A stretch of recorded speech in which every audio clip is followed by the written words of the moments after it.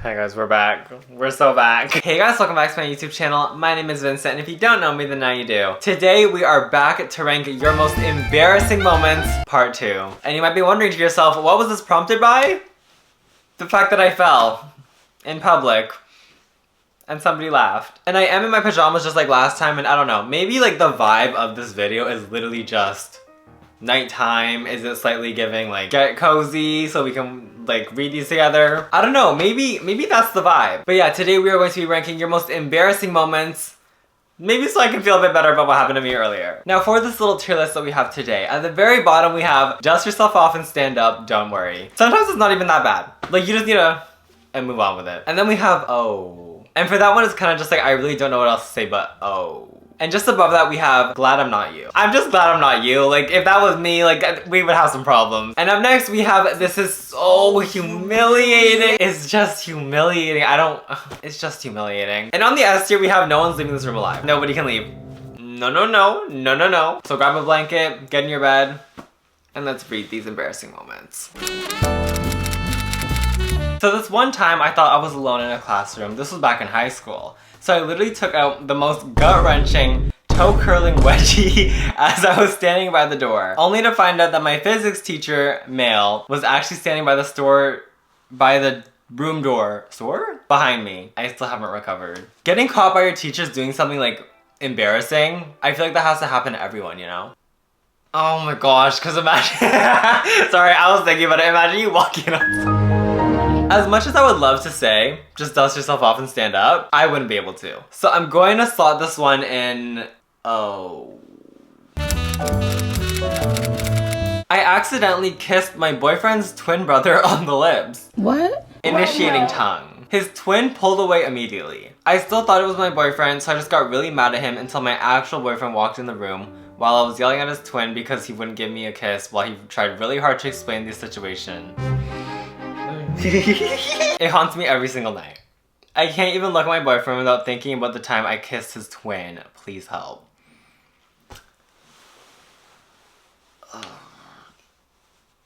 Damn. Okay, no, like imagine, like actually, if they're identical twins, even though they're identical, usually like they have some like sort of tell in the sense that you can kind of like tell them apart sometimes with like, I don't know, the way they do their hair. I don't know. I fear this would haunt me. No, like I can confidently say that this would invade my thoughts every night. Is it like really humiliating? They're twins, so like if you think about it, it kind of makes sense. Especially if you were early on in the stages of your relationship, I think it would make a lot of sense. Just to like have that initial confusion. But I think it's like really embarrassing. Like like I would be like, cut the cameras. Now before we continue, a quick word from today's video sponsor, Plank. If you're someone who can never find a mattress that's firm enough, Plank is your answer. Endorsed by the American Chiropractic Association, Plank offers ultra-firm, flippable mattresses designed to promote a neutral spine position, improving back health and posture. Plus, Plank mattresses are designed and assembled in Arizona and ship anywhere free in the US. Okay guys, so I just brought this box inside. Let's get to unboxing it. I've been looking to get a mattress of my own for quite a while now. As you guys may or may not know, I never leave my room. So I kind of need a good mattress. No, I'm actually sweating. It's so hot out today. Specifically, I wanted to find a mattress that was more supportive since I want to work on my posture. And thankfully, Plank has my back. Quite literally. So I got a Plank Firm Luxe mattress in the queen size and y'all. Wait, she's huge. I slept on my Plank mattress for the first time last night and wow. Not only was it super easy to set up, but I don't know about you guys, I personally really struggle with falling asleep when it's too hot or it's too cold. Temperature is such a big thing for me, and thankfully with this mattress, it's neither too hot or too cold, so it's perfect for both the summertime and the winter. With your Plank mattress, you get a 120-night sleep trial to make sure you really like your mattress, along with a limited lifetime warranty and free shipping straight to your door if you live in the US. Plus, the mattress comes rolled up in a box, making it super easy to set up yourself. Not to mention that all Plank mattresses are designed, assembled, and shipped from the Arizona factory, which allows them to use premium materials at a reasonable price, without having a middleman bringing up the cost of everything. All mattresses are designed in Arizona by master craftsmen who have been building mattresses for over 25 plus years. so you know you're in good hands. Plank has two different options. The Plank Firm mattress is 10 inches tall and comes in 14 different sizes, while the Plank Firm Luxe mattress is 13 inches tall and comes in 12 sizes, with additional foam layers to deliver greater pressure point relief and responsiveness. Both options offer a firm, all-foam mattress with a choice of firm or extra firm with a simple flip, Glacio-Tex cooling cover, and edge support and motion isolation, so they really have something for everyone. I absolutely adore my Plank mattress, and I really think you would too. If you're looking for an ultra firm bed, you can check out plankmattress.com, or you can use the link down below and use the code just up on the screen for 30% off your order. Thank you again, Plank, for sponsoring today's video, and let's get back into those embarrassing moments. I was soaked from the rain. I headed into the library, praying no one would see me. Then, of course, I saw him, my crush, sitting in the corner. The eye contact was insane. I panicked, smiled, and then slipped, and fell right into his lap. His hands caught my waist. My hands landed on his chest. He looked away for a sec and said, well, hi. I scrambled to get up. I grabbed his shirt for balance and I accidentally popped 2 buttons off his shirt. He just laughed and said, if you want my attention, you got it. Anyways, now we're dating. Let it out. Let it out.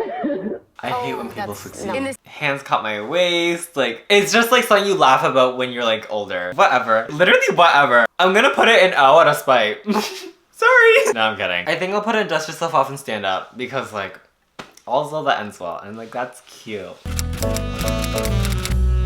So me and my best friend were out in a park where most people don't go. Me and her started to goof around and I got on all fours and started barking. Don't ask. There was the soccer field nearby and I spot my crush and his friends looking at me. I love your vids. Thank you, babe. Okay, do you guys ever bark? Like, I don't know. I think like when you're with like that one person who just like helps you like be your true self and be so silly. It's like, I don't blame you. Like, you're with your best friend, you don't think people are near you. I get it. Is it really embarrassing? Yeah. Me personally, I would want to crawl into a hole and just disappear. I'd become the next groundhog and I'd only appear on Groundhog Day. I like it in Glad I'm Not You because it's like very, like I'm glad I'm not you. I was giving a virtual presentation to my entire class during online school. Once I was done, I closed my mic and leaned back to let out the biggest sigh ever, and I said something along the lines of, ugh, finally, who even cares about this stupid BS? And turns out my mic was on. Then the teacher said, we care, and gave me 2 days worth of detention. So don't forget to close your mics, y'all. This legit just happened yesterday, and I'm secretly writing this during detention. You know what? Let me share a little anecdote. During that period of time during COVID when like everything was online, like all the schools merved? Oh. I was in my French class in like grade 10? 11? I want to say grade 10. And I had answered like a question, but like I kind of got it wrong. And this teacher was like notorious for slightly being mean to students sometimes. So she had said something to me like kind of rude. Like I kind of like forget because I don't know, like teachers who are on a power trip need to be stopped, and like that's just my opinion and I think it's really valid. I think she said something kind of mean because she's kind of being like, you should know this, like you should know the answer to this question. I didn't. Damn, why do you have to like embarrass me in front of like the whole class? And like I was muted, or at least I thought I was muted, and I said out loud because sometimes I talk to myself, no, I really don't know. And then she's like, yes you do, yes you do.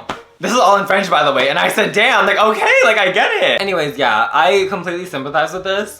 And I get it. Your teacher's also, I think, kind of extreme for putting you in detention for it. Like, who cares? That would be like mumbling under your breath and then suddenly you're in detention for 2 days. Like, that's so, no, I don't like that. So I'm gonna put it in dust yourself off and stand up because I ultimately think that like teachers like do too much sometimes.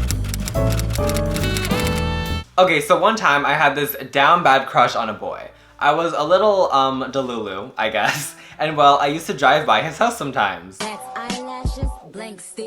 One day, as I was driving down his street, he was walking on the side of the street. My delulu mind was like, OMG, I'll say hi and he'll notice me. I proceeded to bang on the side of the window, yelling his name, and he looked mortified. The next day at school, he gave me real dirty, judgmental looks. Anyways, I love your vids, Vincent. Thank you, Abe. I think we've all kind of done embarrassing things in front of our crushes. Video idea. Ranking craziest things you've done in front of your crush.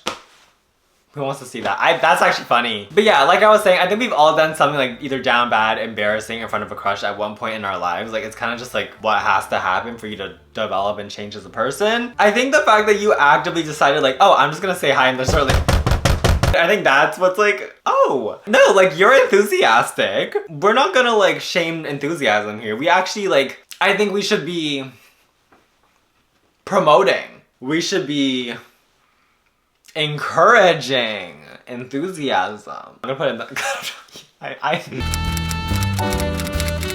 So basically, I had a big crush on this really hot guy in my advanced math class this year. Let's call him Freckles. Basically, me and Freckles kept making eye contact with each other the entire year, and towards the end of the year, we even started smiling at each other. One day, I begged my bestie to get his number for me. Well, she said, hey, my name, thinks you're cute. Freckles wouldn't even let her finish and nonchalantly said, oh, heck no, and walked away. At this point, it wasn't even embarrassing he rejected me, but the fact that he did it so nonchalantly, I don't care. I still like him and we make eye contact and smile till this day because Freckles is too fine. Good on you for being able to just like take that and like still like look at him. I think I'm like really scared of rejection on like multiple levels, not just from like people. So the fact that you were able to like take that and like still like make eye contact, smile, like if that was me, I would like head down, like not. So I'm going to put this one in glad I'm not you because it's not like this is so humiliating, like it's just like unlucky. For some context, the night before I had stayed up almost all night reading spicy, mouth-watering, verge of tears, toe-gripping Wattpad. The next day I was in public and I opened my phone. I hadn't closed out Wattpad the night before. I was immediately jump scared by a picture of buff Monty Gator towering over the POV.